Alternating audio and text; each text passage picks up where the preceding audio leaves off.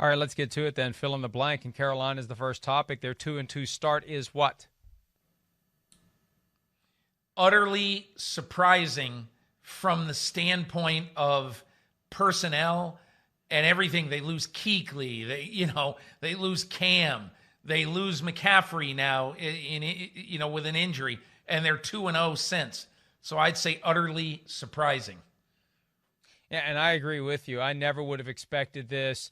When they came close to beating the Raiders, it's like maybe the Raiders just aren't very good, right? But when they rattle off back-to-back wins, games they should have lost without Christian McCaffrey, it just makes me wonder where this thing's going and how much better they'll be when McCaffrey comes back. Unlike a lot of those week 2 injuries that were season-ending, McCaffrey's isn't. He'll be back, and they'll be far better off for it. All right, Ron Rivera's decision to bench Washington quarterback Dwayne Haskins for Kyle Allen is what? Unconventional, yet, in my opinion, inspiring. And the reason is that everybody would say, hey, listen, you've got to be able to give Dwayne Haskins a fair shot. You've got to see what he can do this year so you know whether you have your quarterback in 2021. And you know what? If the Dallas Cowboys were 4-0 right now, I bet that's what he would do. I bet he would not have made that change this week. But in going to Kyle Allen, he's going to a guy. And, hey, Matt, do we have the schedule of the Washington football team? I mean, I hate using that. Do we have Washington's schedule that we could put on the screen? Because if we do, I want you to look at the next 6 games for Washington. Because all of those games, with the possible exception of this week, hosting the Rams. Now, that is a really, really tough game. But maybe you have to count on the Rams coming to the East Coast 3 separate occasions in the first 5 weeks. But then I want you to look at the next 5 games. At the Giants, Cowboys at home, Giants at home, then at the Lions, and then the Bengals. So if you're Ron Rivera and you look at this schedule, you have to say, why not us? And what quarterback are they most comfortable that gives them the best chance to win this week? It's not Dwayne Haskins. It's Kyle Allen, who knows this offense better and who is more at one with offensive coordinator Scott Turner. And I'm going to say it's temporary because I think this is just a stepping stone to Alex Smith being back on the field. And that would be the final scene of the Disney movie that is destined to be made about everything Alex Smith has been through over the past couple of years, to come back from that badly broken leg with the infection that nearly resulted in amputation and death for Alex Smith, to fight back, to come back. And I think one of the reasons he's not already the starter, they just want to they just want to be sure. They want to be 100% sure that he can protect himself when they put him out there on the field. And they just give it a little more time and a little more time. But, Kyle Allen got benched late last year because he wasn't getting it done for Carolina. This is a Band-Aid until Alex Smith is ready. But they didn't want to give Dwayne Haskins any more reps because they just weren't comfortable with his performance in the system that will be the system for as long as Ron Rivera is there. All right, Peter, what do you got?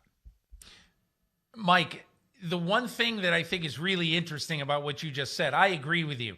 I do think at some point Alex Smith is going to take the field for Washington this year.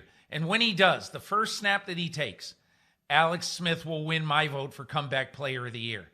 If he plays one snap, he will get my vote for comeback player of the year, because nobody, in my opinion, I've covered the NFL for 36 years.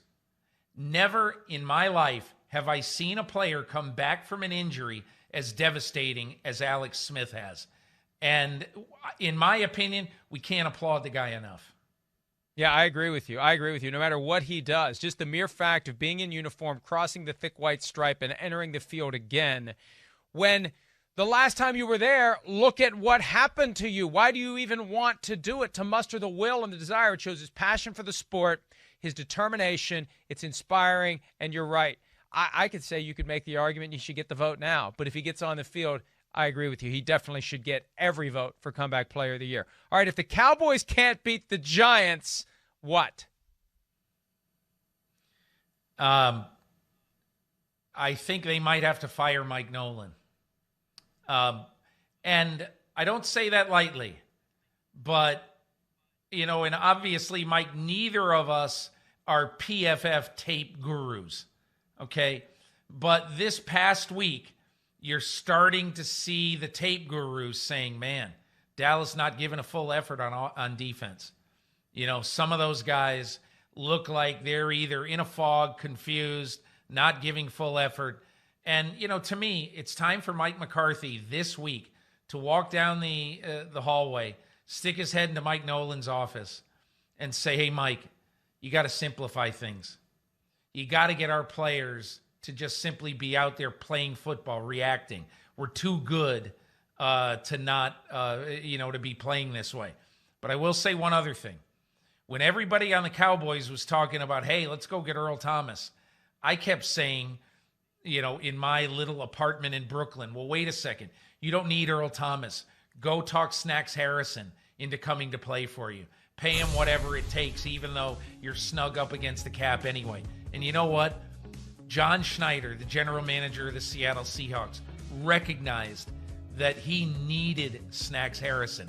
And I don't know whether the Cowboys went far down the road with him or not, but they absolutely should have, because this is a team that, just look at that. 172 rushing yards a game. That's disgraceful. And the Cowboys have to turn it around. And look, this is a great week to play the Giants. The New York Giants have played 4 games this year. They haven't scored 17 points yet. So you would think, you watch this game, if Daniel Jones riddles these guys, if Devontae Freeman or Wayne Gallman, rushes for 80 or 100, there has got to be a day of reckoning on Monday morning in Frisco, Texas at the Star. Especially since it's Jason Garrett running that offense. That makes it even worse. That raises the stakes. And I agree with you. I think Mike Nolan's going to be out if they lose this game. I think Jerry Jones will have read the riot act to everyone. And it doesn't take a tape guru to watch the Odell Beckham Jr. touchdown run that iced the game and pick out the loaves of bread on the Dallas side of the equation. The guys not giving effort to try to go tackle Odell Beckham Jr. or at least knock him out of bounds. There's 5 or 6 guys that aren't going all out. I don't know if they just thought Alden Smith's going to tackle him in the backfield and we shut down. Oh, no, he got away. And then they never kick in the go tackle the guy gene. But that's not acceptable, and you're right. And the separate question is, why do you even hire Mike Nolan to run the defense when he's going to use a system that doesn't fit the guys you have? That's the head scratcher, and that falls on Mike McCarthy's lap. So problems in Dallas. Again, they have the talent every year, but there's always an issue when it comes to getting the most out of it and winning football games. All right, last one real quickly. Lamar Jackson's knee injury, which has kept him from practicing both Wednesday and Thursday of this week, is what, Peter? I would call it troublesome for the quarter pole, your favorite term, for the quarter pole of the season. And it's because, look, every week the Baltimore Ravens play with fire. They don't like to talk about it, but they do. Lamar Jackson runs a lot. And last year, hey, happy days are here again. He set the all-time record for rushing yards by a quarterback in one season. And, hey, he was terrific. Totally deserved to be unanimous MVP. Everything is great. But that doesn't mean that every year that Lamar Jackson plays, that he's going to have no physical problems with exposing himself to a lot of hard hits beyond the line of scrimmage. I'm not even suggesting right now, Mike, that he change. I'm simply suggesting this is simply a cost of doing business for John Harbaugh, Greg Roman, and Lamar Jackson. If this is the way you want to play on offense, then Lamar Jackson having a bum knee on October 9th is going to be what's going to happen. It might not happen every year, but it's going to happen some years. Yeah, I call it alarming because it isn't all that hard to scrape together enough activity at practice to justify putting him down as a limited participant, which sends far less dramatic red flags up than not practicing at all. Again, you don't have to do much to be limited. And for him to not be practicing at all tells me they're doing everything they can to work on that knee, to treat that knee, to get the knee ready to go on Sunday when they host the Cincinnati Bengals and Joe Burrow, which could become one hell of a rivalry if the Bengals can put some players around their first overall pick in the draft. All right, we have time for our last one. Your expectations for Joe Flacco's first start as a member of the New York Jets are what, Peter? Exceedingly low.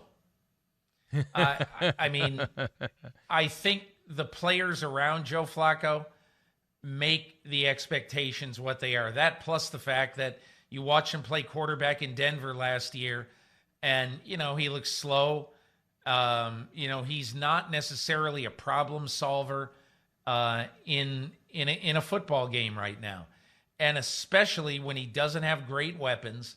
And to say the Jets don't have great weapons is like saying I'm 20 pounds overweight. No duh. And so I kind of look at this right now and say, it's nice that they have an experienced guy to be a backup instead of a practice squad player. That's great. Good for the Jets. But I don't think it means that they're going to come close to winning this game. Yeah, I agree with you. There's just too many problems, too many issues, and they've got 6 more games until they're bye.